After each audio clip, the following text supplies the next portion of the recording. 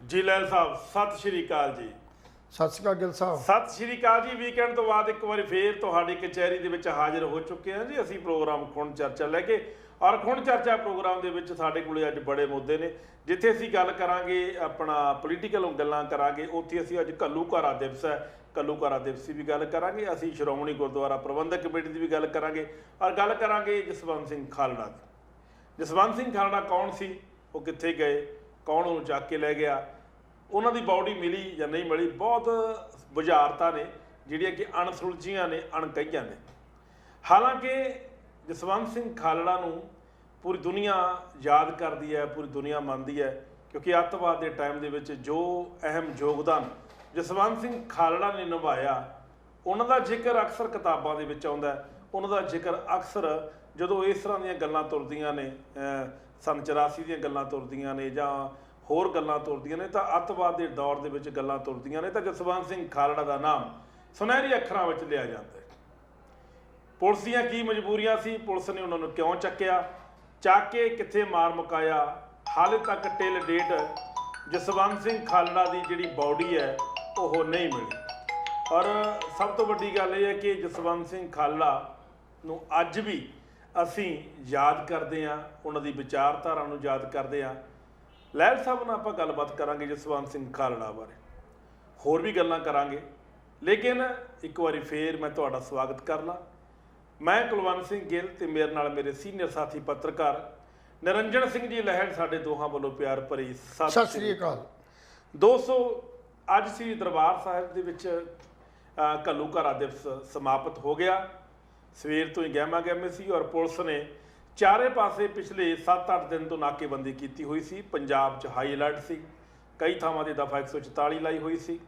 ਔਰ ਅੱਜ ਸ਼੍ਰੀ ਅਕਾਲ ਤਖਤ ਸਾਹਿਬ ਵਿਖੇ ਜਿੱਥੇ ਜਥੇਦਾਰ ਯਾਨੀ ਹਰਪ੍ਰੀਤ ਸਿੰਘ ਨੇ ਕੌਮ ਦੇ ਨਾਮ ਤੇ ਸੰਦੇਸ਼ ਜਾਰੀ ਕੀਤਾ, ਉੱਥੇ ਧਿਆਨ ਸਿੰਘ ਮੰਡ ਜਿਹੜੇ ਕਿ ਉਹ ਵੀ ਜਥੇਦਾਰ ਨੇ, ਉਹਨਾਂ ਨੇ ਵੀ ਹਾਂਜੀ ਮੁਤਵਾਜੀ ਜਥੇਦਾਰ ਨੇ, ਉਹਨਾਂ ਨੇ ਵੀ ਆਪਣਾ ਜਿਹੜਾ ਹੈਗਾ ਬਿਆਨ ਜਾਰੀ ਕੀਤਾ, ਕੌਮ ਦੇ ਨਾਂ ਤੇ ਸੰਦੇਸ਼ ਜਾਰੀ ਕੀਤਾ।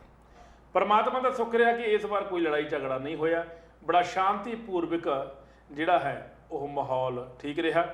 ਲੇਕਿਨ ਦੂਜੇ ਪਾਸੇ ਪੁਲਿਸ ਨੇ ਅੰਮ੍ਰਿਤਸਰ ਦੇ ਵਿੱਚ ਹੋਰ ਵੱਖ-ਵੱਖ ਜ਼ਿਲ੍ਹਿਆਂ ਦੇ ਵਿੱਚ ਜਿੰਨੇ ਵੀ ਸ਼ਿਵ ਸੈਨਾ ਆਗੂ ਸੀ ਉਹਨਾਂ ਨੂੰ ਉਹਨਾਂ ਦੇ ਘਰਾਂ ਦੇ ਵਿੱਚ ਨਜ਼ਰਬੰਦ ਰੱਖਿਆ ਗਿਆ, ਕਿਉਂਕਿ ਪੁਲਿਸ ਕੁਝ ਵੀ ਇਸ ਤਰ੍ਹਾਂ ਦਾ ਨਹੀਂ ਸੀ ਰਿਸਕ ਲੈਣਾ ਚਾਹੁੰਦੀ ਕਿ ਪੰਜਾਬ ਦੇ ਵਿੱਚ ਮਾਹੌਲ ਕੋਈ ਫੇਰ ਤਣਾਅਪੂਰਨ ਹੋਵੇ ਔਰ ਪਟਿਆਲੇ ਵਰਗਾ ਐਪੀਸੋਡ ਦੁਬਾਰੇ ਫੇਰ ਉਹਨਾਂ ਦੀ ਕਿਤਾਬ ਦੇ ਵਿੱਚ ਆਵੇ। ਖੈਰ, ਆਪਾਂ ਅੱਗੇ ਵਧਦੇ ਹਾਂ। ਗੱਲ ਆਪਾਂ ਪਹਿਲਾਂ ਜਸਵੰਤ ਸਿੰਘ ਖਾਲੜਾ ਤੇ ਕਰਾਂਗੇ। ਲਹਿਲ ਸਾਹਿਬ ਜੀ, ਜਸਵੰਤ ਸਿੰਘ ਖਾਲੜਾ ਬਾਰੇ ਜਿਹੜੇ ਸਿੱਖ ਬੁੱਧੀਜੀਵੀ ਨੇ ਉਹ ਜਾਣਦੇ ਨੇ। ਜਸਵੰਤ ਸਿੰਘ ਖਾਲੜਾ ਬਾਰੇ ਉਹ ਲੋਕ ਜਾਣਦੇ ਨੇ ਜਿਹੜੇ ਉਹਨਾਂ ਦੇ ਨਾਲ ਰਹੇ ਨੇ ਜਾਂ ਜਿਨ੍ਹਾਂ ਨੇ ਉਹਨਾਂ ਬਾਰੇ ਪੜ੍ਹਿਆ, ਜਿਨ੍ਹਾਂ ਨੇ ਲਿਖਿਆ, ਉਹ ਸਾਰੇ ਜਸਵੰਤ ਸਿੰਘ ਖਾਲੜਾ ਬਾਰੇ ਜਾਣਦੇ ਨੇ। ਹੁਣ ਆਪਣਾ ਟੀਵੀ ਚੈਨਲ ਪ੍ਰੋਗਰਾਮ ਦੇਖ ਰਹੇ ਨੇ, ਉਹ ਵੀ ਸੋਚਦੇ ਹੋਣਗੇ ਵੀ ਯਾਰ ਇਹ ਜਸਵੰਤ ਸਿੰਘ ਖਾਲੜਾ ਹੈ ਕੌਣ ਸੀ, ਕੀ ਇਹ ਕਰਦੇ ਸੀ, ਕੀ ਇਹਨਾਂ ਦਾ ਕੰਮ ਸੀ, ਆਖਰਕਾਰ ਕਿਹੜੀ ਲੋੜ ਪੈ ਗਈ ਕਿ ਅੱਜ ਖੁਣ ਚਰਚਾ ਪ੍ਰੋਗਰਾਮ ਦੇ ਵਿੱਚ ਜਸਵੰਤ ਸਿੰਘ ਖਾਲੜਾ ਤੇ ਚਰਚਾ ਕਰਨੀ ਪੈਗੀ ਸਾਨੂੰ। ਦੋਸਤੋ, ਚਰਚਾ ਉਹਨਾਂ ਦੀ ਹੁੰਦੀ ਹੈ ਜਿਨ੍ਹਾਂ ਲੋਕਾਂ ਦੇ ਵਿੱਚ ਕੋਈ ਗੁਣ ਹੁੰਦਾ, ਚਰਚਾ ਉਹਨਾਂ ਦੀ ਹੁੰਦੀ ਹੈ ਜਿਨ੍ਹਾਂ ਨੇ ਕੌਮ ਦੇ ਨਾਮ ਤੇ ਕੁਛ ਨਾ ਕੁਛ ਕੀਤਾ ਹੁੰਦਾ, ਲੋਕਾਂ ਨੂੰ ਜਗਾਉਣ ਦਾ।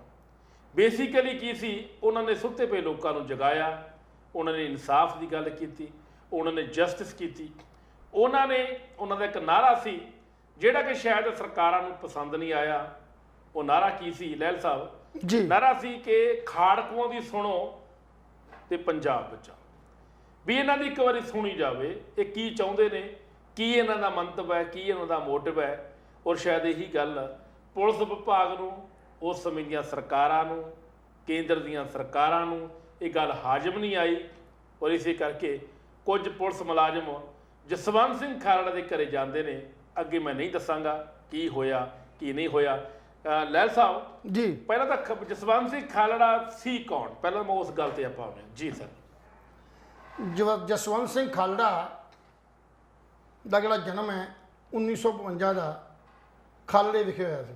ਇਹ ਖਾਲੜਾ ਹੈ ਕਿਹੜੇ ਪਿੰਡ ਜ਼ਿਲ੍ਹੇ 'ਚ? ਇਹ ਜ਼ਿਲ੍ਹਾ ਪਹਿਲਾਂ ਅੰਮ੍ਰਿਤਸਰ ਸੀ, ਅੱਜ ਕੱਲ੍ਹ ਜ਼ਿਲ੍ਹਾ ਤਰਨਤਾਰਨ 'ਚ ਪੈਂਦਾ। ਜੀ ਜੀ।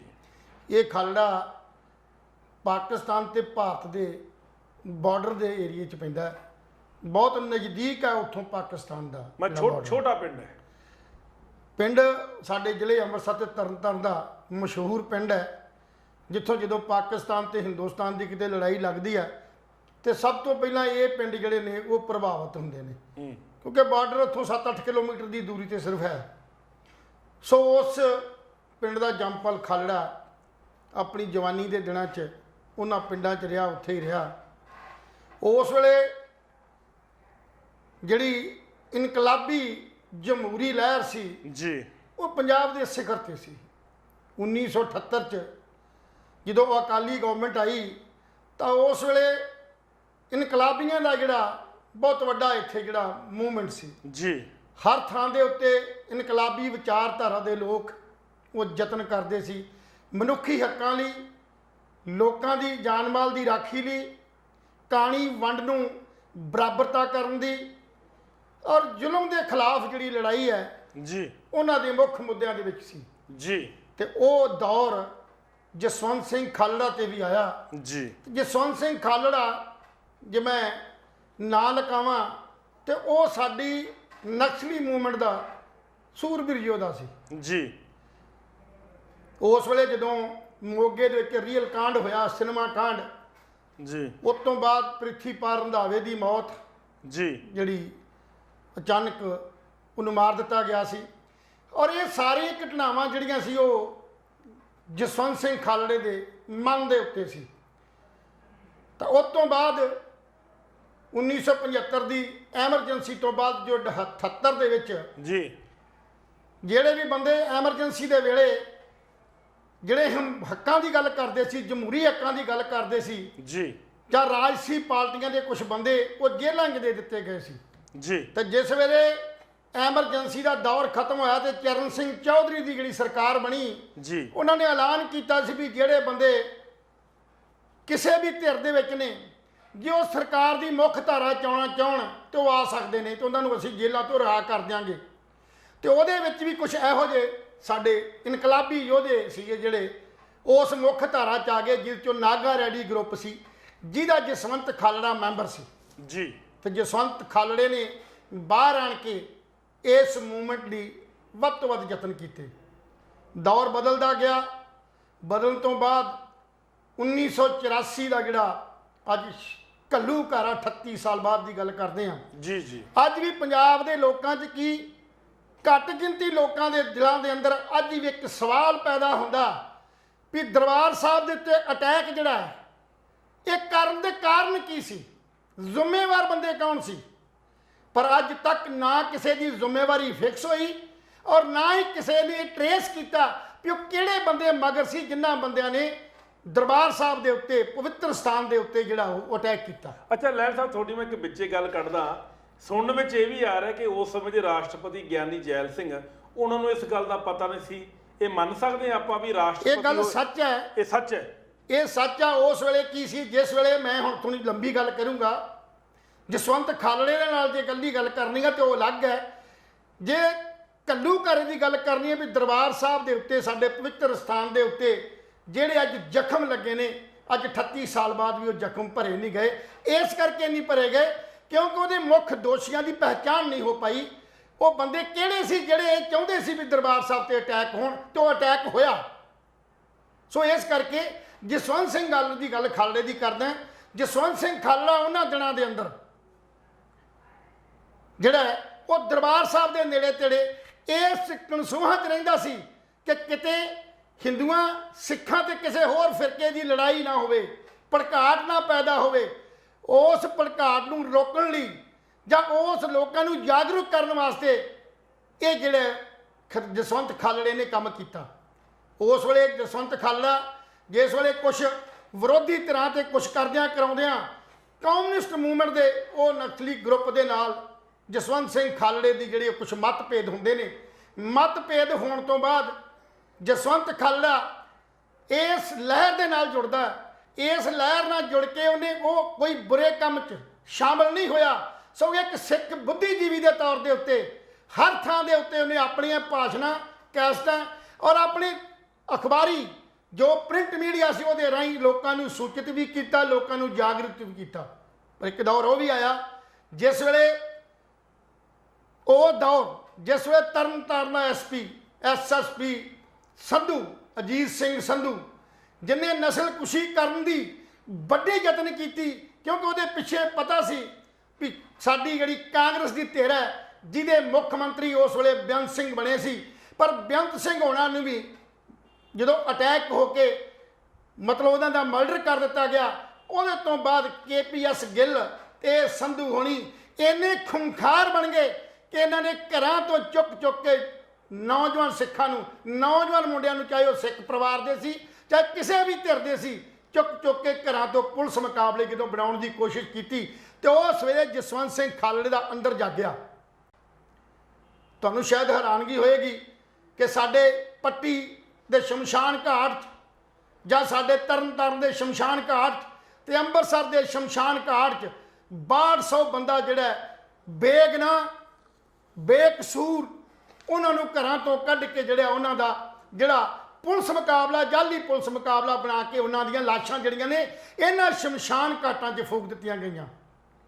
ਔਰ ਜਸਵੰਤ ਸਿੰਘ ਖਾਲੜਾ ਨੇ ਇੱਕ ਯਤਨ ਕੀਤਾ ਵੀ ਕਿਉਂ ਨਾ ਇਹ ਪਤਾ ਕੀਤਾ ਜਾਵੇ ਵੀ ਉਹ ਲਾਸ਼ਾਂ ਦਾ ਰਿਕਾਰਡ ਕਿੱਥੇ ਹੋਏਗਾ, ਇਹ ਕਿਵੇਂ ਵੇਖਿਆ ਜਾਵੇ ਵੀ ਕਿਹੜੀਆਂ ਲਾਸ਼ਾਂ ਕਿਵੇਂ ਫੂਕੀਆਂ ਗਈਆਂ। ਤੇ ਸਭ ਤੋਂ ਪਹਿਲਾਂ ਦੁਰਗਿਆਣਾ ਮੰਦਿਰ ਦੇ ਸ਼ਮਸ਼ਾਨ ਘਾਟ 'ਚ ਦੋ ਆਪਣੇ ਦੋਸਤਾਂ ਨੂੰ ਉਹ ਭੇਜਦੇ ਨੇ ਸਿਰਫ ਇਸ ਕਰਕੇ ਕਿ ਇਨਵੈਸਟੀਗੇਟ ਕਰਕੇ ਆਓ, ਪਤਾ ਕਰਕੇ ਆਓ ਕਿ ਇਹਦਾ ਕੋਈ ਰਿਕਾਰਡ ਹੈ ਕਿ ਨਹੀਂ ਹੈ। ਤਾਂ ਉਹਨਾਂ ਬੰਦਿਆਂ ਨੇ ਪਾਲਿਸੀ ਦੇ ਮੁਤਾਬਕ, ਨੀਤੀ ਦੇ ਅਨੁਸਾਰ ਉੱਥੋਂ ਦਾ ਜਿਹੜਾ ਸ਼ਮਸ਼ਾਨ ਘਾਟ ਸੰਸਕਾਰ ਕਰਨ ਵਾਲਾ ਬੰਦਾ ਸੀ ਉਸ ਬੰਦੇ ਨਾਲ ਕੰਟਰੈਕਟ ਕੀਤਾ। ਕੰਟੈਕਟ ਕਰਕੇ ਇਹ ਕਹਿ ਕੇ ਵੀ ਸਾਡੇ ਜਿਹੜੇ ਪੁਲਿਸ ਮੁਲਾਜ਼ਮ ਜਾਂ ਜਿਹੜੀ ਸਰਕਾਰ ਹੈ ਉਹ ਇਹਦੀ ਇਨਵੈਸਟੀਗੇਸ਼ਨ ਕਰਨ ਵਾਸਤੇ ਦੋ ਅਫਸਰ ਆ ਰਹੇ ਨੇ। ਇਸ ਤਰੀਕੇ ਦੇ ਨਾਲ ਉੱਥੋਂ ਇਹ ਮਤਲਬ ਜਿਹੜਾ ਰਿਕਾਰਡ ਸਾਰਾ ਕੁਝ ਜਸਵੰਤ ਸਿੰਘ ਖਾਲੜਾ ਨੇ ਜਿਹੜਾ ਉਹ ਉੱਥੋਂ ਲਿਆ, ਇਕੱਠਾ ਕੀਤਾ। ਕਰਨ ਤੋਂ ਬਾਅਦ ਫਿਰ ਉਹ ਤਰਨ ਤਾਰਨ ਸ਼ਮਸ਼ਾਨ ਘਾਟ ਗਿਆ, ਪੱਟੀ ਦੇ ਸ਼ਮਸ਼ਾਨ ਘਾਟ 'ਚ ਨਗਰ ਪਾਲਿਕਾ ਦੇ ਗਿਆ ਔਰ ਅੰਮ੍ਰਿਤਸਰ ਦੇ ਸ਼ਮਸ਼ਾਨ ਘਾਟ 'ਚ ਜਾਣ ਤੋਂ ਬਾਅਦ ਇਹ ਸਾਬਤ ਹੋਇਆ ਕਿ 6200-6400 ਬੰਦਾ ਜਿਹੜਾ ਇਹ ਨਜਾਇਜ਼ ਜਿਹੜਾ ਉਹ ਮਾਰ ਦਿੱਤਾ ਗਿਆ। ਔਰ ਇਹਨਾਂ ਲਾਸ਼ਾਂ ਨੂੰ ਜਿਨ੍ਹਾਂ ਬੰਦਿਆਂ ਨੇ ਮਾਰੀਆਂ ਉਹਨਾਂ ਬੰਦਿਆਂ ਦੇ ਰਿਕਾਰਡ ਜਿਹੜੇ ਨੇ ਉਹ ਸਾਰੇ ਇਕੱਠੇ ਕਰਕੇ ਜਿੱਥੇ ਉਹਨੇ ਪੰਜਾਬ ਦੀ ਸਰਕਾਰ ਜਾਂ ਪੰਜਾਬ ਦੀਆਂ ਹਾਈ ਕੋਰਟ ਜਾਂ ਹੋਰਨਾਂ ਥਾਵਾਂ ਦੇ ਉੱਤੇ ਜਦੋਂ ਇਹਦੀ ਗੱਲ ਕੀਤੀ ਉਹਦੇ ਨਾਲ ਵਿਦੇਸ਼ਾਂ ਦੇ ਵਿੱਚ ਵੀ ਜਿਹੜਾ ਇਹ ਜਾ ਕੇ ਇਸ ਗੱਲ ਦਾ ਪ੍ਰਚਾਰ ਜ਼ਰੂਰ ਕੀਤਾ ਕਿ ਅੱਜ ਪੰਜਾਬ ਦੇ ਅੰਦਰ ਸਿੱਖਾਂ ਦੀ ਨਸਲਕੁਸ਼ੀ ਹੋ ਰਹੀ ਹੈ। ਉਸ ਵੇਲੇ ਜਸਟਿਸ ਅਜੀਤ ਸਿੰਘ ਬੈਂਸ ਜਿਹੜੇ ਕਿ ਜਸਟਿਸ ਰਿਟਾਇਰਡ ਜਸਟਿਸ ਸੀ ਉਹ ਵੀ ਇੰਟਰਨੈਸ਼ਨਲ ਪੱਧਰ ਦੇ ਉੱਤੇ ਉਹ ਇਹਨਾਂ ਇਨਵੈਸਟੀਗੇਸ਼ਨਾਂ ਦੀ ਇੱਕ ਜਥੇਬੰਦੀ ਸੀ ਜਿਹੜੀ ਮਨੁੱਖੀ ਅਧਿਕਾਰਾਂ ਦੀ ਗੱਲ ਕਰਦੀ ਸੀ ਤੇ ਉਸ ਮਨੁੱਖੀ ਅਧਿਕਾਰਾਂ ਦਾ ਮੈਂਬਰ ਬਣ ਕੇ ਉਸ ਨੂੰ ਅੱਗੇ ਤੋਰਿਆ। ਕੈਨੇਡਾ ਗਿਆ, ਕੈਨੇਡਾ ਦੀ ਧਰਤੀ ਤੇ ਜਾ ਕੇ ਉੱਥੋਂ ਦੇ ਲੋਕਾਂ ਨੂੰ ਸੂਚਿਤ ਕੀਤਾ, ਉਹਨਾਂ ਨੂੰ ਦਬਾਅ ਪਾਉਣ ਲਈ ਕਿਹਾ ਵੀ ਭਾਰਤ ਦੀ ਸਰਕਾਰ ਤੇ ਦਬਾਅ ਪਾਇਆ ਜਾਵੇ ਜੀ, ਹਿੰਦੁਸਤਾਨ ਦੀ ਸਰਕਾਰ ਤੇ ਦਬਾਅ ਬਣਾਇਆ ਜਾਵੇ ਕਿ ਇਹ ਨਸਲਕੁਸ਼ੀ ਕੀਤੀ ਜਾ ਰਹੀ ਹੈ। ਜਦੋਂ ਇਹ ਵੇਖਿਆ ਗਿਆ ਇਹ ਸਾਰਾ ਪ੍ਰਚਾਰ ਇਹ ਸਭ ਕੁਝ ਜਸਵੰਤ ਸਿੰਘ ਖਾਲੜਾ ਸਾਡੀ ਜਿਹੜੇ ਟੋਟਲ ਸਾਡੀਆਂ ਜਿਹੜੀਆਂ ਨਲਾਇਕੀਆਂ ਨੇ ਉਹਨਾਂ ਨੂੰ ਲੋਕਾਂ 'ਚ ਪੇਸ਼ ਕਰਕੇ ਇੱਕ ਮੁਹਾਜ਼ ਖੜਾ ਕਰ ਰਿਹਾ ਤੇ ਉਹਨਾਂ ਨੂੰ ਡਰ ਪੈਦਾ ਹੋਇਆ ਅਜੀਤ ਸਿੰਘ ਸੰਧੂ ਨੂੰ, ਡਰ ਪੈਦਾ ਹੋਇਆ KPS ਗਿੱਲ ਨੂੰ। ਤਾਂ ਉਹਨਾਂ ਨੇ ਸਕੀਮ ਬਣਾ ਕੇ ਜਸਵੰਤ ਸਿੰਘ ਨੂੰ ਘਰੋਂ ਖਾਲੜੇ ਨੂੰ ਜਦੋਂ ਕਿ ਆਪਣੇ ਪਿੰਡ ਘਰੇ ਸੀ ਔਰ ਖਾਲੜੇ ਨੂੰ ਘਰ ਤੋਂ ਬਾਹਰ ਗੱਡੀ ਖੜੀ ਸਟਾਰਟ ਕਰਨ ਲੱਗਾ। ਗੱਡੀ ਸਟਾਰਟ ਕਰਦਿਆਂ ਵੈਨ ਆਈ ਹੈ, ਉਸ ਵੈਨ 'ਚ 7 ਬੰਦੇ ਸੀ ਜਿਨ੍ਹਾਂ 'ਚੋਂ SHO ਮਾਨੋਚਾਲ ਸੀ, SHO ਪੱਟੀ ਸੀ, SHO ਤਰਨਤਾਰਨ ਸੀ, DSP ਸੀ।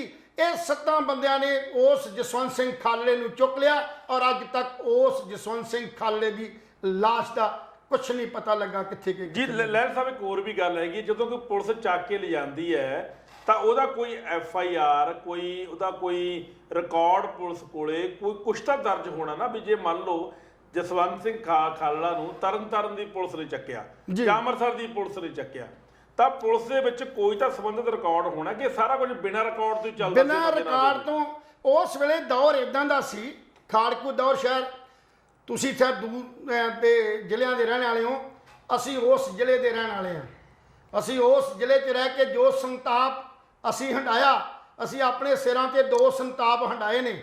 1947 ਵਾਲਾ ਵੀ ਕਿਉਂਕਿ ਅਸੀਂ ਉਦੋਂ ਪੈਦਾ ਤੇ ਨਹੀਂ ਹੋਏ, ਪਰ ਸਾਡੇ ਪਿਓ ਦਾਦੇ, ਸਾਡੀਆਂ ਮਾਵਾਂ, ਸਾਡੇ ਨਾਨੇ ਤੇ ਨਾਨਕੇ, ਸਾਡੇ ਚਾਚੇ ਤਾਏ ਜਿਹੜੇ ਉਹ ਜੀਂਦੇ ਸੀ, ਔਰ ਉਹ ਸੰਤਾਪ ਸਾਡੇ ਪਿਓ ਨੇ ਆਪਣੇ ਸਿਰ ਤੇ ਹੰਢਾਇਆ, ਤੇ ਉਹ ਦੂਜਾ ਸੰਤਾਪ 47 ਵਾਲਾ ਅਸੀਂ ਆਪਣੇ ਸਿਰ ਤੇ ਹੰਢਾਇਆ। ਮਹੀਨਾ ਮਹੀਨਾ ਘਰ ਨਹੀਂ ਗਏ ਜੀ, ਲੋਕ ਘਰਾਂ ਤੋਂ ਬਾਹਰ ਨਹੀਂ ਨਿਕਲ ਸਕਦੇ, ਹਨੇਰ ਗਰਦੀ ਸੀ, ਸਰਕਾਰ ਦੰਦ ਲਾਉਂਦੀ ਫਿਰਦੀ ਸੀ, ਜਿਹਦੇ ਤੇ ਸਿਰ ਤੇ ਖੱਟਾ ਪਰਨਾ ਹੁੰਦਾ ਸੀ ਉਹ ਚੁੱਕ ਕੇ ਮਾਰ ਦਿੱਤਾ ਜਾਂਦਾ ਸੀ। ਹਜ਼ਾਰਾਂ ਹੀ ਬੰਦੇ, ਇਹ ਤੇ ਉਹ ਮੈਂ 64-6500 ਦੀ ਗੱਲ ਕਰਦਾ, 6200 ਦੀ, ਜਿਹੜੇ ਜਸਵੰਤ ਸਿੰਘ ਖਾਲੜੇ ਨੇ ਆਪਣੀ ਇਨਵੈਸਟੀਗੇਸ਼ਨ ਦੇ ਦੌਰਾਨ ਉਹਨੂੰ ਸ਼ਮਸ਼ਾਨ ਘਾਟਾਂ 'ਚੋਂ ਰਿਕਾਰਡ ਮਿਲਿਆ, ਜਿਹੜੇ ਉਹ ਦੂਜੇ ਮਾਰ ਦਿੱਤੇ ਗਏ, ਖਪਾ ਦਿੱਤੇ ਗਏ, ਉਹਨਾਂ ਦਾ ਰਿਕਾਰਡ ਅੱਜ ਵੀ ਅਧੂਰਾ ਹੈ, ਅੱਜ ਵੀ ਉੱਥੇ ਦਾ ਉੱਥੇ ਖੜਾ ਹੈ। ਸੋ ਇਸ ਕਾਰਨ ਜਸਵੰਤ ਸਿੰਘ ਖਾਲੜਾ ਨੂੰ ਜਦੋਂ ਚੁੱਕਿਆ ਗਿਆ, ਉਹਦੀ ਰਿਪੋਰਟ ਜਸਵੰਤ ਸਿੰਘ ਦੀ ਘਰ ਵਾਲੀ ਪਰਮਜੀਤ ਕੌਰ ਨੇ, ਜਿਹੜੀ ਕਿ ਯੂਨੀਵਰਸਿਟੀ ਦੇ ਵਿੱਚ ਸਰਚ ਕਰਦੀ ਸੀ, ਗੁਰੂ ਨਾਨਕ ਯੂਨੀਵਰਸਿਟੀ ਦੇ ਵਿੱਚ, ਉਹਨੇ ਯਤਨਾਂ ਨਾਲ ਇਹ ਪਰਚਾ ਜਿਹੜਾ ਦਰਜ ਜ਼ਰੂਰ ਕਰਾਇਆ, ਔਰ ਪਰਚਾ ਦਰਜ ਹੋਣ ਤੋਂ ਬਾਅਦ ਅੱਜ ਤੱਕ ਕੇਸਾਂ 'ਚ ਉਲਝੇ ਰਹੇ। ਕੁਝ ਕੇਸਾਂ 'ਚ ਸਜ਼ਾਵਾਂ ਵੀ ਕੁਝ ਬੰਦਿਆਂ ਨੂੰ ਇਨਵੈਸਟੀਗੇਟ ਹੋਏ ਵੀ ਇਹ ਬੰਦੇ ਦੋਸ਼ੀ ਪਾਏ ਜਾਂਦੇ ਨੇ। ਹਾਈ ਕੋਰਟਾਂ ਨੇ, ਅੱਜ ਵੀ ਤੁਸੀਂ ਕਈ ਵਾਰ ਅਖਬਾਰ 'ਚ ਪੜ੍ਹਦੇ ਹੋ, 24 ਸਾਲ ਬਾਅਦ, 28 ਸਾਲ ਬਾਅਦ, 30 ਸਾਲ ਬਾਅਦ, ਜਿਨ੍ਹਾਂ ਮਾਪਿਆਂ ਨੇ ਆਪਣੇ ਪੁੱਤਾਂ ਦੀਆਂ ਲਾਸ਼ਾਂ ਵੇਖ ਨਹੀਂ ਸਕੀਆਂ, ਉਹਨਾਂ ਨੂੰ ਮਤਲਬ ਜਿਹੜੇ ਉਹਨੂੰ ਕਰਕੇ ਲਾਸ਼ਾਂ ਕਹਿ ਕੇ, ਅਣਪਛਾਤੀਆਂ ਲਾਸ਼ਾਂ ਕਹਿ ਕੇ ਜਿਹੜੇ ਫੂਕ ਦਿੱਤੇ ਗਏ, ਔਰ ਉਹਨਾਂ ਲਾਸ਼ਾਂ ਨੂੰ ਜਦੋਂ ਜਸਵੰਤ ਸਿੰਘ ਖਾਲੜਾ ਦੀ ਟੀਮ ਨੇ ਇਨਵੈਸਟੀਗੇਟ ਕਰਕੇ ਹਾਈ ਕੋਰਟ ਦੇ ਦਰਵਾਜ਼ੇ ਤੱਕ ਲੈ ਕੇ ਆਇਆ, ਉਹਨਾਂ ਦੀ ਪੈਰਵਾਈ ਕੁਝ ਪਰਿਵਾਰਾਂ ਨੇ ਖੁਦ ਵੀ ਕੀਤੀ, ਕਿਉਂਕਿ ਜਸਵੰਤ ਸਿੰਘ ਖਾਲੜਾ ਨੇ ਰਿਪੋਰਟ ਪੇਸ਼ ਕਰ ਦਿੱਤੀ ਸੀ।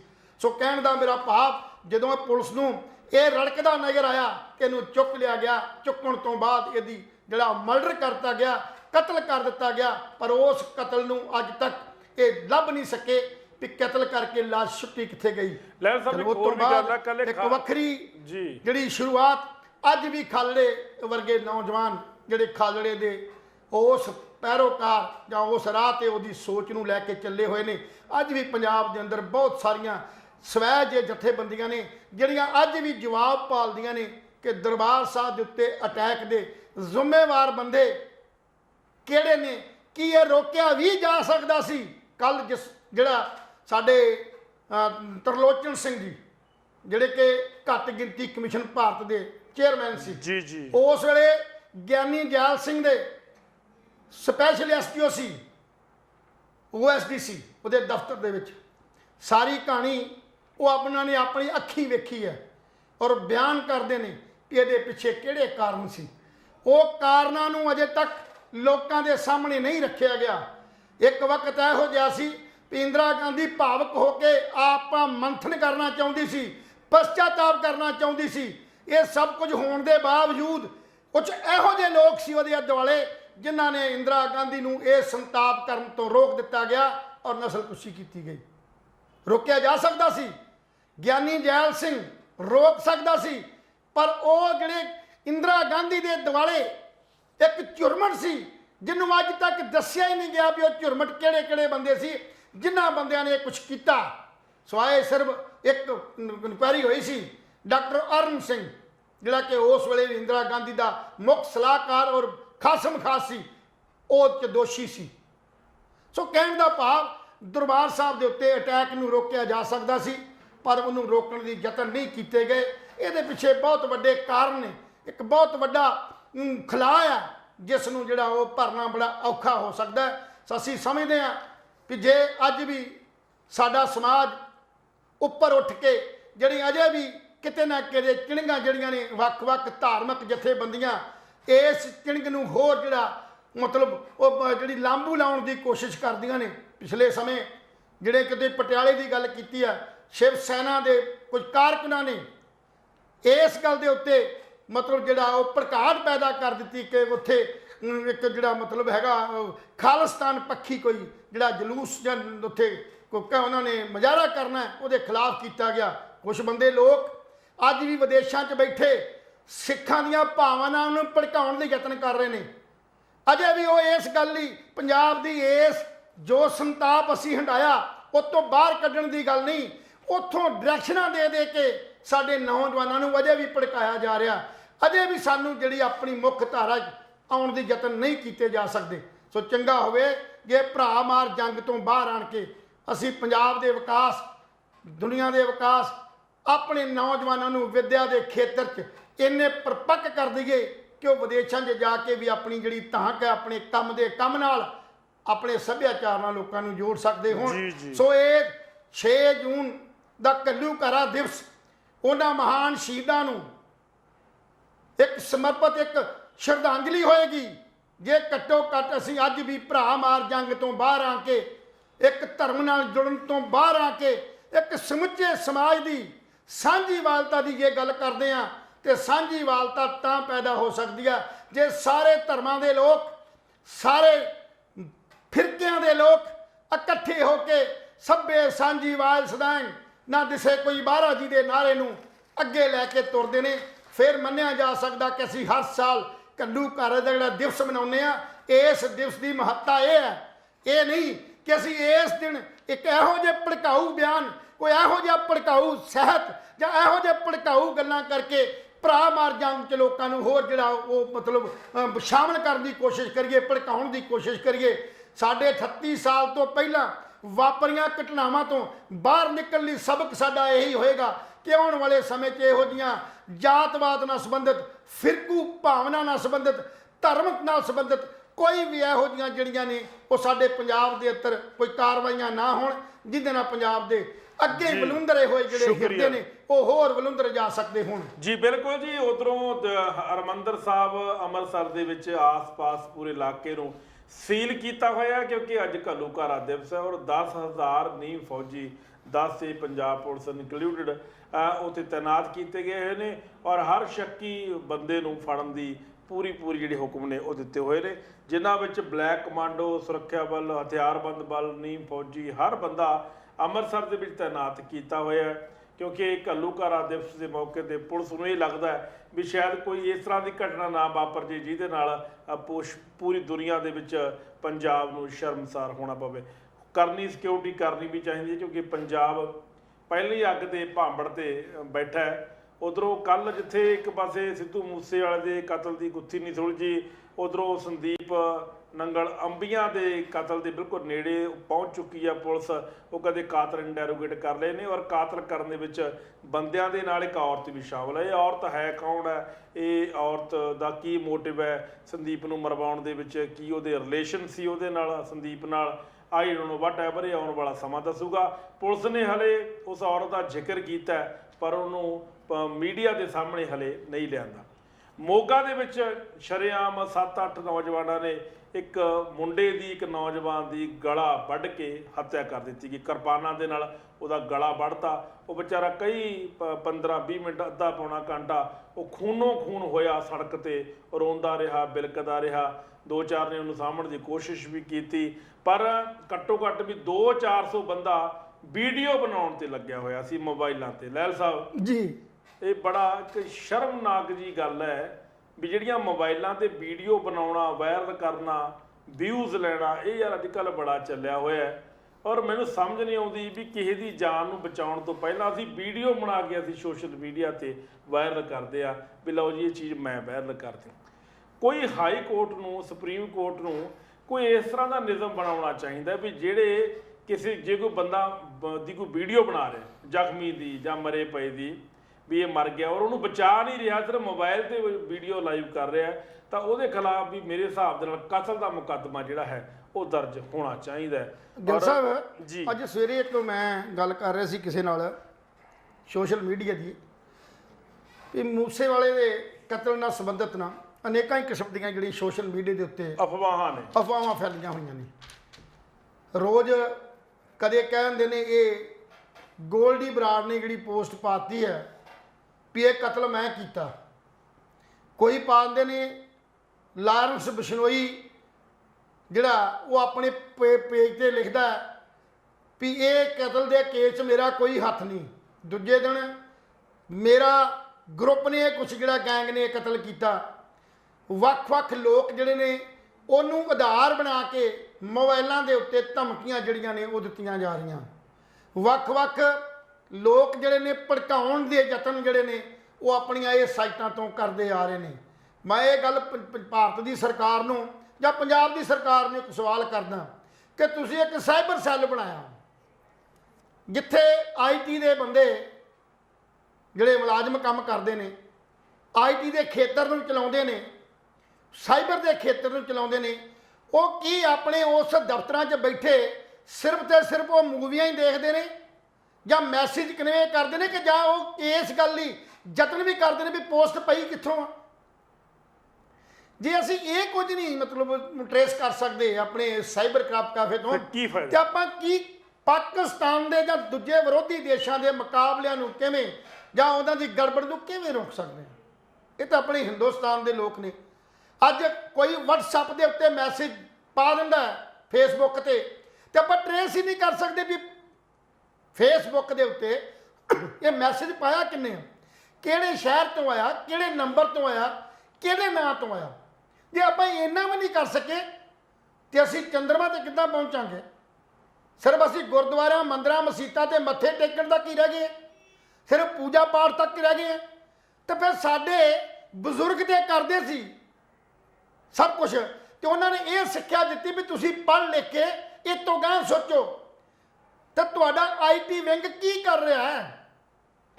ਜਾਂ ਤਾਂ ਉਹਨ ਪੜ੍ਹ ਹੈ, ਜਾਂ ਉਹ ਘੇਸਲਵੱਟੀ ਬੈਠਾ ਹੈ, ਤੇ ਜਾਂ ਉਹਨਾਂ ਦੇ ਇਹਨਾਂ ਤਸਕਰਾਂ ਦੇ ਨਾਲ ਜਾਂ ਇਹਨਾਂ ਲੋਕਾਂ ਦੇ ਨਾਲ ਗੈਰ ਸੰਬੰਧ ਨੇ। ਸੰਬੰਧ ਨਹੀਂ ਲੈਲ ਸਾਹਿਬ, ਮੈਂ ਇਹੀ ਗੱਲਾਂ ਦੋ ਹੀ ਨੇ। ਮੈਂ ਇਹੀ ਗੱਲ ਕਹਿਣਾ ਚਾਹੁੰਦਾ ਸੀਗਾ ਵੀ ਜੇ ਜਦੋਂ ਕੋਈ ਮਸਲਾ ਹੱਲ ਨਾ ਹੋਵੇ, ਦੇਖੋ ਰੋਜ਼ ਲਿਸਟਾਂ ਜਾਰੀ ਹੋ ਰਹੀਆਂ ਨੇ ਤੇ ਉਧਰੋਂ ਆਪਾਂ ਕਹਿੰਦੇ ਨਾ ਵੀ ANN ਨੂੰ ਸੌਂਪੀ ਜਾਵੇ, ਹਨਾ। ਸਿੱਧੂ ਮੂਸੇਵਾਲੇ ਦਾ ਮਾਂ-ਬਾਪ ਵੀ ਮਿਲ ਕੇ ਆਏ ਗ੍ਰਹਿ ਮੰਤਰੀ ਨੂੰ ਵੀ ਕੇਂਦਰ ਜਾਂਚ ਕਰੇ। ਇਹਦੇ 'ਚ ਨਾ ਇੱਕ ਕਾਨੂੰਨੀ ਨੁਕਤਾ ਹੈ ਲੈਲ ਸਾਹਿਬ, ਹੁਣ ਤੱਕ ਪਤਾ ਲੋਕ ਦਰਸ਼ਕਾਂ ਨੂੰ ਸ਼ਾਇਦ ਨਾ ਪਤਾ ਹੋਵੇ।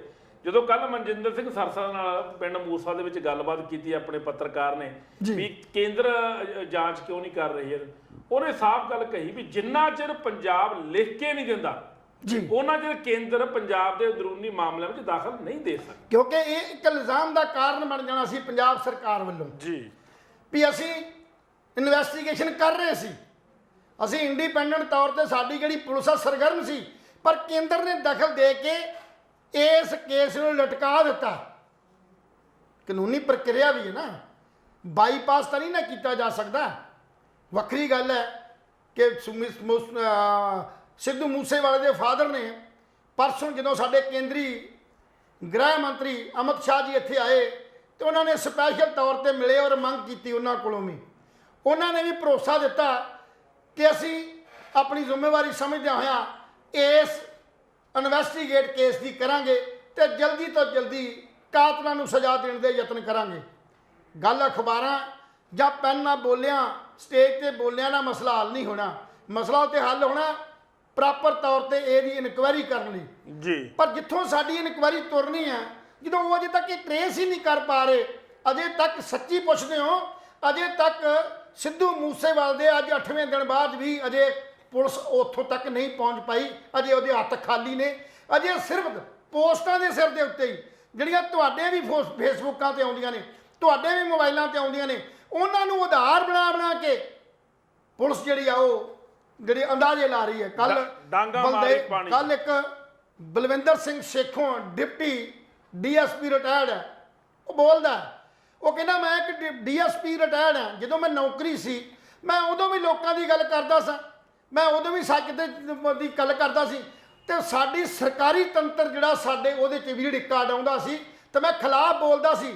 ਪਰ ਮੇਰੀ ਮਜਬੂਰੀ ਸੀ ਕਿ ਮੈਂ ਆਪਣੀ ਜ਼ਬਾਨ ਤਾਂ ਨਹੀਂ ਸੀ ਖੋਲ੍ਹ ਸਕਦਾ ਕਿਉਂਕਿ ਮੈਂ ਕਿਸੇ ਪ੍ਰੋਟੋਕਾਲ 'ਚ ਬੱਝਾ ਹੋਇਆ ਸੀ। ਉਹ ਕਹਿੰਦਾ ਕਿ ਸਾਡੀ ਪੁਲਿਸ, ਸਾਡਾ ਸਿਸਟਮ, ਪ੍ਰਸ਼ਾਸਨਿਕ ਸਿਸਟਮ ਸਿਰਫ ਸ਼ੋਹਰਤ ਵਾਸਤੇ ਆ। ਸਿਰਫ ਜਿਹੜੀ ਅਜੇ ਗੱਲ ਹੋਈ ਨਹੀਂ ਉਸ ਗੱਲ ਨੂੰ ਟਰੇਸ ਕਰਨ ਵੱਲ ਵਧਿਆ, ਉਹਨੂੰ ਹਾਈਲਾਈਟ ਕਰ ਦਿੰਦਾ ਇੱਕਦਮ ਵੀ ਅਸੀਂ ਆਹ ਕਰਤਾ, ਅਸੀਂ ਜੇ ਕਰਤਾ, ਜਦੋਂ ਕਿ ਕੀਤਾ 1% ਹੁੰਦਾ ਤੇ ਲਾਭ ਜਿਹੜੀ ਆ ਉਹ 70% ਲੈਣ ਦੀ ਕੋਸ਼ਿਸ਼ ਕੀਤੀ ਜਾਂਦੀ ਹੈ। ਉਹ ਇਹਦੇ ਵਿੱਚ ਵੀ ਉਹਨਾਂ ਨੇ ਇਹ ਗੱਲ ਕਹੀ ਵੀ ਜਿੱਥੇ ਮਰਜ਼ੀ ਡਾਂਗਾ ਪੁਲਿਸ ਮਾਰੀ ਜਾਵੇ, ਜੇ ਇਨਵੈਸਟੀਗੇਸ਼ਨ ਇਮਾਨਦਾਰੀ ਤੇ ਸਹੀ ਢੰਗ ਨਾਲ ਸਾਡੀ ਤੰਤਰ ਜਿਹੜਾ ਪ੍ਰਸ਼ਾਸਕ ਜਿਹੜੇ ਨੇ ਇਹ ਕਰਨਾ ਯਤਨ ਕਰ ਤੇ ਕੋਈ ਬਹੁਤੀ ਦੂਰ ਨਹੀਂ ਵੀ ਕਿਤੇ ਭੱਜ ਗਏ ਹੁਣ ਉਹ ਟਰੇਸ ਕੀਤੇ ਜਾ ਸਕਦੇ ਨੇ। ਬਹੁਤ ਕੁਝ ਜਿਹੜੇ ਨੇ ਜਦੋਂ ਰਿਟਾਇਰਡ ਬੰਦੇ ਹੋ ਜਾਂਦੇ ਨੇ ਜਾਂ ਸਾਡੇ ਨਿਆਂਪਾਲਕਾਂ ਦੇ ਵਿੱਚੋਂ ਜਦੋਂ ਜੱਜਸ ਜਿਹੜੇ ਜਸਟਿਸ ਰਿਟਾਇਰ ਹੁੰਦੇ ਨੇ ਤੇ ਉਹ ਆਪਣੇ ਸੱਚ ਜਿਹੜਾ ਜੋ ਉਹਨਾਂ ਜ਼ਿੰਦਗੀ ਦੇ ਵਿੱਚ ਆਪਣੇ ਤਜਰਬੇ ਚੋਂ ਸਿੱਖਿਆ ਹੁੰਦਾ ਜਾਂ ਉਹਦੇ ਤਜਰਬੇ ਚੋਂ ਨਿਕਲਿਆ ਹੁੰਦਾ, ਉਹ ਸਾਰੇ ਦਾ ਸਾਰਾ ਜਿਹੜਾ ਫਿਰ ਉਹ ਓਪਨ ਤੌਰ ਤੇ ਜਿਹੜਾ ਬਿਆਨ ਕਰਦੇ ਨੇ, ਆਪਣੇ ਨਿੱਜੀ ਵਿਚਾਰ ਦਿੰਦੇ ਨੇ। ਪਰ ਜਿਸ ਵੇਲੇ ਉਹ ਆਪਣੀ ਸੀਟ ਤੇ ਹੁੰਦੇ ਨੇ, ਉਸ ਵੇਲੇ ਉਹ ਪ੍ਰੋਟੋਕਾਲ 'ਚ ਬੱਝੇ ਹੋਏ ਉਸੇ ਤਰ੍ਹਾਂ ਕਰਦੇ ਨੇ ਜਿਵੇਂ ਸਰਕਾਰ ਕਰਾਉਣਾ ਚਾਹੁੰਦੀ ਹੋਵੇ। ਸੋ ਇਹ ਇੱਕ ਬਹੁਤ ਵੱਡਾ ਇਸ਼ੂ ਹੈ ਕਿ ਸਾਡਾ ਜਿਹੜਾ ਸਾਈਬਰ ਕ੍ਰਾਈਮ ਹੈ, ਜਿਹੜਾ ਸੈੱਲ ਬਣਿਆ ਹੋਇਆ ਕ੍ਰਾਈਮ ਨੂੰ ਰੋਕਣ ਵਾਸਤੇ, ਉਹ ਅਜੇ ਢਿੱਲਾ, ਅਜੇ ਉਹ ਟਰੇਸ ਨਹੀਂ ਕਰ ਪਾ ਰਿਹਾ।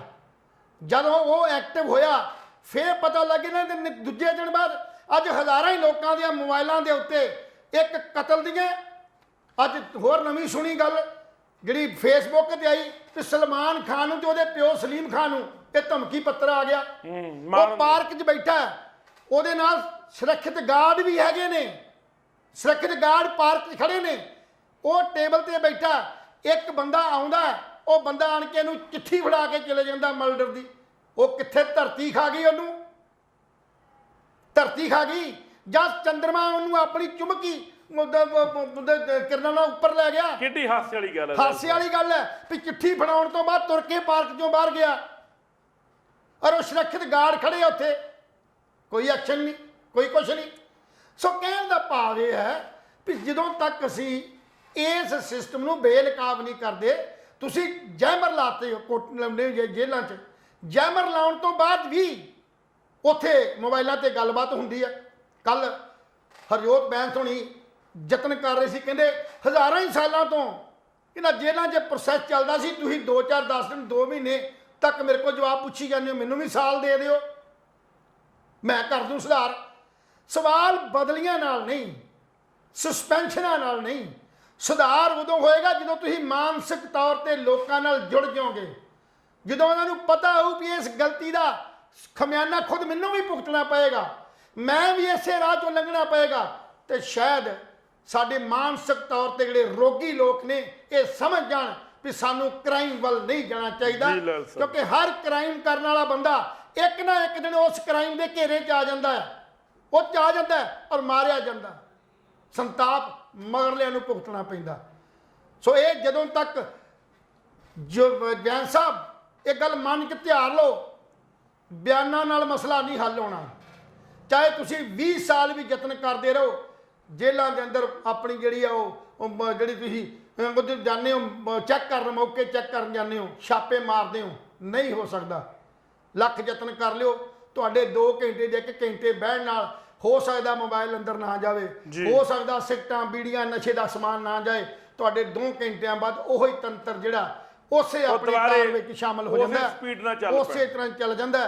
ਅੱਜ ਤੱਕ ਇਹ ਇਤਿਹਾਸ 'ਚ ਹੈ ਕਿ ਜਿੰਨੇ ਮਰਜ਼ੀ ਯਤਨ ਕੀਤੇ, ਯਤਨ ਸਿਰਫ ਕੀ ਹੁੰਦੇ ਨੇ, ਅਸੀਂ ਸਿਰਫ ਨੋਟੀਫਾਈ ਕਿ ਪਹਿਲਾਂ ਹੀ ਆਲਰੇਡੀ ਜੇਲ੍ਹਾਂ ਦੇ ਵਿੱਚ ਇਹ ਇਨਫੋਰਮੇਸ਼ਨ ਦੇ ਦਿੰਦੇ ਆ ਵੀ ਅਸੀਂ ਆ ਰਹੇ ਹਾਂ, ਸਾਡੇ ਨਾਲ ਲਾਮ ਲਕਸ਼ਰ ਆ ਰਿਹਾ, ਤੇ ਸੁਪਰਡੈਂਟ ਉੱਥੇ ਜੇਲ੍ਹਾਂ ਦੇ ਅੰਦਰ ਆਪਣੇ ਸਾਰੇ ਜਿਹੜੇ ਕੈਦੀਆਂ ਨੂੰ, ਹਵਾਲਾਤੀਆਂ ਨੂੰ ਸੂਚਿਤ ਕਰ ਦਿੰਦਾ ਵੀ ਆਲਾ ਦੁਆਲਾ ਸਾਫ਼ ਕਰ ਲਓ, ਸਫਾਈ ਕਰ ਲਓ, ਪਾਣੀ ਛਿੜਕ ਦਿਓ, ਜਿਹੜਾ ਚੂਨਾ ਖਿਲਾਰ ਦਿਓ। ਉਹਦਾ ਭਾਵ ਸਿਰਫ ਇਹ ਹੁੰਦਾ ਵੀ ਆਉਣ ਵਾਲਾ ਸਮਾਂ ਖਤਰਨਾਕ ਹੈ, ਇਹਨੂੰ ਬਚਾ ਲਓ। ਔਰ ਉਹ ਬਚਾ ਜਿਹੜਾ ਫਿਰ 1 ਜਾਂ 2 ਜਿਹੜੇ ਉੱਥੇ ਬੰਦੇ ਇਸ ਗੱਲ ਨੂੰ ਮੰਨਣ ਨੂੰ ਤਿਆਰ ਨਹੀਂ, ਉਹ ਫੜੇ ਫੁੜੇ ਜਾਂਦੇ ਨੇ, ਪਰ ਪ੍ਰਣਾਲਾ ਉੱਥੇ ਦਾ ਉੱਥੇ ਹੀ ਰਹਿੰਦਾ। ਸੋ ਅੱਜ ਜੇ ਅਸੀਂ ਇਹਨਾਂ ਘਟਨਾਵਾਂ ਤੋਂ ਬਾਹਰ ਨਿਕਲਣਾ ਤੇ ਸਰਕਾਰ ਦੀ ਬਹੁਤ ਵੱਡੀ ਜ਼ਿੰਮੇਵਾਰੀ ਤੇ ਹੈ ਹੀ ਹੈ, ਪਰ ਸਾਡੇ ਲੋਕਾਂ ਦੀ ਵੀ ਜ਼ਿੰਮੇਵਾਰੀ ਹੈ। ਅਸੀਂ ਨੁਕਤਾਚੀਨੀ ਕਰਨ 'ਚ ਪਿੱਛੇ ਨਹੀਂ ਹਟਦੇ, ਵਿਰੋਧ ਕਰਨ 'ਚ ਪਿੱਛੇ ਨਹੀਂ ਹਟਦੇ, ਪਰ ਅਸੀਂ ਆਪਣੇ ਆਪ 'ਚ ਸੁਧਾਰ ਕਰਨ ਨਾਲ ਨਹੀਂ ਵੱਧਦੇ। ਕਿਸੇ ਨੂੰ ਕਹਿ ਦਿਆਂਗੇ ਸ਼ਰਾਬ ਨਾ ਪੀ, ਨਾ ਸ਼ਰਾਬ ਨਾ ਪੀ, ਪਰ ਆਪ ਨੁੱਕਰ ਲਾ ਕੇ ਸਿਗਰਟ ਪੀ ਰਿਹਾ ਹੁੰਦਾ, ਉਹਨੂੰ ਸਿਗਰਟ ਤੇ ਸ਼ਰਾਬ 'ਚ ਅੰਤਰ ਨਹੀਂ ਨਜ਼ਰ ਆਉਂਦਾ। ਸ਼ਰਾਬ ਤੇ ਨਸ਼ਾ, ਪਰ ਸਿਗਰਟ ਨਸ਼ਾ ਨਹੀਂ ਹੈ, ਇਹ ਉਹਦੀ ਵਿਚਾਰਧਾਰਾ, ਇਹ ਗਲਤ ਹੈ। ਨਸ਼ਾ ਤਾਂ ਕੋਈ ਵੀ ਹੈ, ਨਸ਼ਾ ਹੈ। ਇਹ ਨਹੀਂ ਵੀ ਤੁਸੀਂ ਸ਼ਰਾਬ ਨੂੰ ਗਲਤ ਕਹਿਤਾ ਤੇ ਸਿਗਰਟ ਨੂੰ ਜਾਇਜ਼ ਕਹਿਤਾ, ਇਹ ਕਿਹੜਾ ਫਾਰਮੂਲਾ ਹੋਇਆ। ਸੋ ਅੱਜ ਇਹ ਸਾਡੇ ਤੇ ਚੱਲਦਾ। ਸੋ ਇਸ ਕਰਕੇ ਸਾਨੂੰ ਸਮਝਦਾਰੀ ਕਰਨੀ ਚਾਹੀਦੀ ਹੈ। ਜਿਸ ਦੌਰ 'ਚੋਂ ਅਸੀਂ ਲੰਘ ਰਹੇ ਹਾਂ ਉਹ ਦੌਰ ਬਹੁਤ ਖਤਰਨਾਕ ਹੈ। ਅੱਜ ਭਰਾ ਮਾਰ ਜੰਗ ਜਿਹੜੀ ਹੈ ਉਹਦੇ ਵੱਲ ਵੱਧ ਰਹੇ ਹਾਂ। ਅਸੀਂ ਕੋਸ਼ਿਸ਼ ਕਰੀਏ ਕਿ ਅਸੀਂ ਭਰਾ ਮਾਰ ਜੰਗ ਵੱਲ ਨਾ ਵਧਣ ਦਾ ਯਤਨ ਕਰੀਏ, ਇਹ ਰਾਜਨੀਤਿਕ ਲੋਕ ਜੇ ਇਹ ਮਕਸਦ ਇਸੇ ਤਰ੍ਹਾਂ ਦੀਆਂ ਗੜਬੜਾਂ ਹੋਣਗੀਆਂ ਤੇ ਆਪਣੀਆਂ ਰੋਟੀਆਂ ਸੇਕਣਗੀਆਂ। ਇਹਨਾਂ ਦਾ ਕੋਈ ਕਿਰਦਾਰ ਨਹੀਂ ਹੁੰਦਾ, ਇਹਨਾਂ ਦੇ ਕੋਈ ਦੁਸ਼ਮਣ ਜਾਂ ਦੋਸਤ ਨਹੀਂ ਹੁੰਦੇ। ਇਹ ਲੋਕ ਹਿੱਤ ਇਹਨਾਂ ਦੀ ਹਿੱਤ ਨਹੀਂ, ਇਹਨਾਂ ਦੇ ਨਿੱਜੀ ਹਿੱਤ ਨੇ। ਕੱਲ ਰਾਮ ਰਾਮ ਹੈ, ਅੱਜ ਸਤਿ ਸ੍ਰੀ ਅਕਾਲ ਹੈ। ਜੀ ਕੱਲ ਕਿਤੇ ਹੋਰ ਸੀ, ਅੱਜ ਕਿਤੇ ਹੋਰ ਹੈ। ਉਹਨਾਂ ਨੂੰ ਸਿਰਫ ਤੇ ਸਿਰਫ ਆਪਣੇ ਰਾਜਨੀਤਿਕ ਹਿੱਤ ਚਾਹੀਦੇ, ਆਪਣੇ ਹਿੱਤ ਚਾਹੀਦੇ ਨੇ ਜੀ, ਸਮਾਂ ਹੋ ਗਿਆ ਲੈ ਹੋਰ ਕਿਸੇ ਦੇ ਹਿੱਤ ਨਹੀਂ ਚਾਹੀਦੇ। ਜੀ। ਸੋ ਕੱਲ ਦੀ ਚਰਚਾ ਕੁਝ ਹੋਰ ਵਿਸ਼ੇ ਤੇ ਵੀ ਕਰਾਂਗੇ। ਸੋ ਕਹਿਣ ਦਾ ਮਤਲਬ ਅੱਜ 6 ਜੂਨ ਘੱਲੂਘਾਰਾ ਦਿਵਸ ਹੈ। ਨਮਸਕਾਰ ਆ ਦਰਬਾਰ ਸਾਹਿਬ ਨੂੰ, ਜਿਸ ਨੇ ਰੂਹਾਨੀ ਦੇ 4 ਦਰਵਾਜ਼ੇ ਨੇ, 4 ਵਰਨਾ ਕੋ ਸਾਂਝਾ। ਇਹ ਗੁਰੂ ਗੋਬਿੰਦ ਸਿੰਘ ਦਾ ਸਾਡਾ ਜਿਹੜਾ ਪਰਉਪਕਾਰ ਜਿਹੜੇ ਲੋਕ ਨੇ ਗੁਰਸਿੱਖ ਹੋ ਕੇ ਜਾਂ ਸਾਰੀ ਕਾਇਨਾਤ ਨੂੰ, ਚਾਹੇ ਉਹ ਕਿਸੇ ਵੀ ਧਰਮਾਂ ਦੇ ਨੇ, ਤਾਂ ਹੀ ਤੇ 4 ਦਰਵਾਜ਼ੇ ਰੱਖੇ ਸੀ ਵੀ 4 ਦਰਵਾਜ਼ਿਆਂ ਚੋਂ ਚਾਰੇ ਵਰਨ ਜਿਹੜੇ ਨੇ, ਜਿਹੜਾ ਵਰਨ ਵੰਡ ਜਦੋਂ ਹੋਈ ਸੀ ਤੇ ਉਹ 4 ਵਰਨ ਵੰਡਾਂ ਦੀ ਜਿਹੜੇ 4 ਦਰਵਾਜ਼ੇ ਰੱਖ ਦਿੱਤੇ ਗਏ ਸੀ ਵੀ ਸਾਰੇ ਲੋਕ ਇੱਥੇ ਆ ਸਕਦੇ ਨੇ, ਮਿਲ ਬੈਠ ਕੇ ਲੰਗਰ ਛਕ ਸਕਦੇ ਨੇ, ਪੰਗਤ 'ਚ ਬਹਿ ਸਕਦੇ ਨੇ। ਸੰਦੇਸ਼ ਦਿੱਤਾ ਜਾਂਦਾ ਸੀ ਉੱਥੋਂ, ਸਭੇ ਸਾਂਝੀ ਵਾਲ ਸਦਾਈ ਨਾ ਦਿਸੇ ਕੋਈ ਬਾਹਰਾ ਜੀਓ। ਇਸ ਸੰਦੇਸ਼ ਨੂੰ ਜੇ ਅੱਜ ਆਪਣੇ 6 ਜੂਨ ਦੇ ਘੱਲੂਘਾਰੇ ਨਾਲ ਜੋੜ ਕੇ ਵੇਖੀਏ ਤੇ ਆਉਣ ਵਾਲਾ ਸਮਾਂ ਸਾਨੂੰ ਉਸ ਸੰਤਾਪ ਜਿਹੜਾ ਅਸੀਂ ਜ਼ੁਰਮ ਕੀਤਾ, ਉਸ ਜੁਰਮ ਨੂੰ ਪਛਤਾਤਾਪ ਦੇ ਤੌਰ ਦੇ ਉੱਤੇ ਇਹ ਲੈ ਕੇ ਆਪਣੇ ਮਨ ਨੂੰ ਰੱਬੀ ਮਤਲਬ ਜਿਹੜੀ ਸੋਚ ਨਾਲ ਜੋੜਦਿਆਂ ਹੋਇਆਂ ਆਉਣ ਵਾਲੇ ਸਮੇਂ 'ਚ ਆਪਣੇ ਲੋਕਾਂ ਨੂੰ ਇਕੱਠੇ ਹੋ ਕੇ ਯਤਨ ਕਰਕੇ ਆਪਣੇ ਰਾਹ ਤੇ ਤੁਰਨਾ ਚਾਹੀਦਾ। ਜੀ ਬਿਲਕੁਲ ਜੀ, ਸ਼ੁਕਰੀਆ ਜੀ। ਮੈਂ ਜਾਂਦਿਆਂ ਦੇ ਦੱਸਦਿਆਂ ਲਹਿਲ ਸਾਹਿਬ ਜੀ, ਕੱਲ ਸ਼ਹੀਦ ਦੇ ਦਾਸਤਾਨ ਅਸੀਂ ਗਏ ਚਮਕੌਰ ਸਾਹਿਬ, ਸ਼੍ਰੀ ਚਮਕੌਰ ਸਾਹਿਬ ਦੀ ਧਰਤੀ ਹੈ ਜੀ, ਜਿੱਥੇ ਪਹਿਲੇ ਸ਼੍ਰੀ ਗੁਰਦੁਆਰਾ ਕਤਲਗੜ੍ਹ ਸਾਹਿਬ ਸ਼ੋਭਤ ਹੈ, ਜਿੱਥੇ ਵੱਡੇ ਸਾਹਿਬਜ਼ਾਦਿਆਂ ਨੂੰ ਕਤਲ ਕੀਤਾ ਗਿਆ ਸੀ। ਔਰ ਉੱਥੇ ਬਿਲਕੁਲ ਨਦੀ ਦੇ ਕਿਨਾਰੇ, ਮਤਲਬ ਬਹੁਤ ਨਹਿਰ ਦੇ ਕਿਨਾਰੇ ਇੱਕ ਬਹੁਤ ਵਧੀਆ ਦਾਸਤਾਨ, ਸ਼ਹੀਦ ਦਾਸਤਾਨ ਬਣਾਈ ਗਈ ਹੈ। ਇਹ ਹਾਲਾਂਕਿ ਇਹਦਾ ਸ਼ੁਰੂਆਤ ਬਾਦਲ ਸਰਕਾਰ ਨੇ ਕਰੀ ਸੀ, ਪਰ ਕੈਪਟਨ ਸਰਕਾਰ ਨੇ ਪੂਰਾ ਕੀਤਾ, ਚੰਨੀ ਸਰਕਾਰ ਨੇ ਉਦਘਾਟਨ ਕੀਤਾ। ਕੱਲ ਮੈਨੂੰ ਉੱਥੇ ਜਾਣ ਦਾ ਮੌਕਾ ਲੱਗਿਆ ਔਰ ਬਾ ਕਮਾਲ ਟਿਕਟ ਰੱਖੀ ਹੋਈ ਹੈ ਉਹਨਾਂ ਨੇ, ਪਰ ਟਿਕਟ ਬਿਲਕੁਲ ਫ੍ਰੀ ਹੈ। ਆਧਾਰ ਕਾਰਡ ਦਿਖਾ ਕੇ ਅੰਦਰ ਜਾਣਾ ਪੈਂਦਾ। ਤੁਸੀਂ ਆਧਾਰ ਕਾਰਡ ਦਿਖਾਓ ਤਾਂ ਇੱਕ ਆਧਾਰ ਕਾਰਡ ਦੇ 5 ਜੀ ਜਿਹੜੇ ਹੈਗੇ ਨੇ ਉਹ ਅੰਦਰ ਜਾ ਸਕਦੇ ਨੇ। ਮੈਂ ਜਦੋਂ ਅੰਦਰ ਗਿਆ ਅਸ਼ ਕਰ ਉੱਠਿਆ ਔਰ ਅੰਦਰ ਸਭ ਤੋਂ ਵੱਡੀ ਗੱਲ ਹੈ ਕਿ ਉਹਦਾ ਦਰਵਾਜ਼ਾ ਬੜਾ ਸ਼ਾਨਦਾਰ ਹੈ। ਉਸ ਤੋਂ ਬਾਅਦ ਫਾਊਂਟੇਨ, ਜਿਹੜਾ ਮਿਊਜ਼ੀਕਲ ਫਾਊਂਟੇਨ ਹੈ ਵਿੱਚ ਖੰਡਾ ਸਾਹਿਬ, ਬਹੁਤ ਵਿਸ਼ਾਲ ਖੰਡਾ ਸਾਹਿਬ ਹੈ, ਉਹਦੇ ਦਰਸ਼ਨ ਕਰਨ ਦਾ ਮੌਕਾ ਲੱਗਿਆ। ਔਰ ਉਸ ਤੋਂ ਬਾਅਦ ਅਸੀਂ ਐਡੀਟੋਰੀਅਮ ਗਏ ਜਿੱਥੇ ਕਿ ਥੀਏਟਰ ਬਣੇ ਹੋਏ ਨੇ, ਆਡੀ ਬਣੇ ਹੋਏ ਨੇ ਔਰ ਉਹਨਾਂ ਦੇ ਵਿੱਚ ਧਾਰਮਿਕ ਫਿਲਮ ਜਿਹੜੀ ਸ਼੍ਰੀ ਗੁਰੂ ਗੋਬਿੰਦ ਸਿੰਘ ਜੀ ਹੈ, ਸਾਡੇ ਗੁਰੂਆਂ ਦੀਆਂ ਫਿਲਮਾਂ ਦਿਖਾਈ ਜਾਂਦੀਆਂ ਨੇ। ਔਰ ਹਾਈ ਟੈਕ ਟੈਕਨੋਲੋਜੀ ਤੇ ਇਹ ਥੀਏਟਰ ਬਣਾਏ ਗਏ ਨੇ, ਡਿਜੀਟਲ ਨੇ। ਔਰ ਮੈਂ ਆਪਣੀ ਜ਼ਿੰਦਗੀ 'ਚ ਇਸ ਤਰ੍ਹਾਂ ਦੇ ਥੀਏਟਰ ਪਹਿਲੀ ਵਾਰ ਦੇਖ ਕੇ ਮੈਂ ਬੜਾ ਪ੍ਰਭਾਵਿਤ ਹੋਇਆ। ਉੱਥੇ 45 ਮਿੰਟ ਤੋਂ ਲੈ ਕੇ 2.5 ਘੰਟੇ ਤੱਕ ਦੀ ਫਿਲਮ ਜਿਹੜੀ ਹੈ ਬਿਲਕੁਲ ਫ੍ਰੀ ਦਿਖਾਈ ਜਾਂਦੀ ਹੈ। ਮੈਂ ਜਿੰਨੀਆਂ ਵੀ ਸੰਗਤਾਂ ਨੇ ਜਦੋਂ ਪੰਜਾਬ ਆਉਣ ਤਾਂ ਸ਼੍ਰੀ ਚਮਕੌਰ ਸਾਹਿਬ ਦੀ ਧਰਤੀ 'ਤੇ, ਜਿੱਥੇ ਗੁਰਦੁਆਰਾ ਸ਼੍ਰੀ ਕਤਲਗੜ੍ਹ ਸਾਹਿਬ ਨਤਮਸਤਕ ਹੋਣ, ਉੱਥੇ ਸ਼ਹੀਦ ਦੇ ਦਾਸਤਾਨ ਉਹ ਜ਼ਰੂਰ ਦੇਖ ਕੇ ਆਉਣ ਤਾਂ ਜੋ ਤੁਹਾਨੂੰ ਪਤਾ ਲੱਗੇ ਕਿ ਪੰਜਾਬ 'ਚ ਸਾਡੀਆਂ ਜਿਹੜੀਆਂ ਯਾਦਗਾਰਾਂ ਨੇ ਉਹ ਕਿੰਨੀਆਂ ਕੁ ਸੋਹਣੀਆਂ ਨੇ। ਅਸੀਂ ਕੱਲ੍ਹ ਫਿਰ ਕਿਸੇ ਨਾ ਕਿਸੇ ਵਿਸ਼ੇ ਤੇ ਚਰਚਾ ਕਰਾਂਗੇ। ਹੁਣ ਸਾਨੂੰ ਜਾਣਾ ਪੈਣਾ। ਸੋ ਦੋਸਤੋ, ਤੁਹਾਨੂੰ ਸਾਡੀ ਅੱਜ ਦੀ ਚਰਚਾ ਜਸਵੰਤ ਸਿੰਘ ਖਾਲੜਾ, ਸਿੱਧੂ ਮੂਸੇਵਾਲਾ, ਪੋਲੀਟੀਕਲ, SGPC, ਸ਼੍ਰੀ ਦਰਬਾਰ ਸਾਹਿਬ, ਇਹਦੇ ਚਰਚਾ ਰਲਵੀਂ ਮਿਲਵੀਂ ਚਰਚਾ ਕਿਸ ਤਰ੍ਹਾਂ ਦੀ ਲੱਗੀ? ਆਪਣੇ ਵਿਚਾਰ, ਆਪਣੇ ਸੁਝਾਅ ਸਾਨੂੰ ਜ਼ਰੂਰ ਦੇ ਦਿਆ ਕਰੋ। ਕੱਲ ਫਿਰ ਮਿਲਾਂਗੇ ਕਿਸੇ ਨਵੀਂ ਚਰਚਾ ਦੇ ਨਾਲ। ਤਦ ਤੱਕ ਲਈ ਹੁਣ ਚਰਚਾ ਦੀ ਟੀਮ ਨੂੰ ਇਜਾਜ਼ਤ ਦਿਓ। ਰੱਬ ਰਾਖਾ।